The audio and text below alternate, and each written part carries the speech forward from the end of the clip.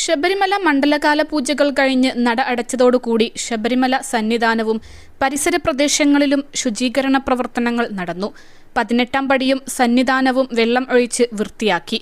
മരാമത്ത് വകുപ്പും കേരള അഗ്നിരക്ഷാ സേനയും ശബരിമല വിശുദ്ധി സേനയും സംയുക്തമായാണ് ശുചീകരണ പ്രവർത്തനങ്ങൾ നടത്തിയത്. മണ്ഡലപൂജകൾ കഴിഞ്ഞ് നടയടച്ചതിനു ശേഷമുള്ള ആദ്യ ദിവസമായ വ്യാഴാഴ്ച സന്നിധാനം, 18ാം പടി, മാളികപ്പുറം, വാവരുനട, മഹാകാണിക്ക, അരവണ കൗണ്ടർ പരിസരം, നടപ്പന്തൽ, ക്യൂ കോംപ്ലക്സ് എന്നിവിടങ്ങളിൽ ശുചീകരണ പ്രവർത്തനങ്ങൾ നടത്തി.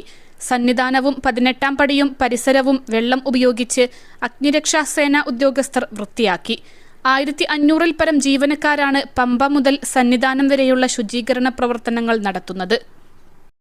+2 ഡിഗ്രി കഴിഞ്ഞവർക്ക് വേൾഡ്സ് ഫസ്റ്റ് AR/VR ക്ലാസ് റൂമിലൂടെ സ്മാർട്ട് ഫോൺ എഞ്ചിനീയർ ആവാം. കൂടുതൽ അറിയാൻ വിളിക്കൂ ബ്രിഡ്കോ ആൻഡ് ബ്രിഡ്കോ. ജൈവ അജൈവ മാലിന്യങ്ങൾ പ്രത്യേകം വേർതിരിച്ചാണ് ട്രാക്ടറിൽ നീക്കം ചെയ്തത്. മണ്ഡലകാല പൂജകൾക്ക് ശേഷം ശബരിമല ക്ഷേത്രനട അടച്ചതോടുകൂടി സന്നിധാനത്തെ ആഴയും ശുചീകരിച്ചു. ഇരുമുടിക്കെട്ടിൽ ഭക്തർ കൊണ്ടുവരുന്ന നെയ്ത്തേങ്ങകൾ ശബരീശന് നെയ്യഭിഷേകം നടത്തിയതിനു ശേഷം ആഴയിൽ അഗ്നികുണ്ഡത്തിലാണ് സമർപ്പിക്കുന്നത്. മണ്ഡലകാല പൂജകൾക്ക് ശേഷം ആഴയിലെ ചാരം നീക്കം ചെയ്യുകയും ശുചീകരണ പ്രവർത്തനങ്ങൾ നടത്തുകയും ചെയ്തു. മകരവിളക്ക് മഹോത്സവത്തിന് 30-ന് ശനിയാഴ്ച നട തുറന്നതിനു ശേഷം മേൽശാന്തി ആഴയിൽ അഗ്നി തെളിയിക്കും.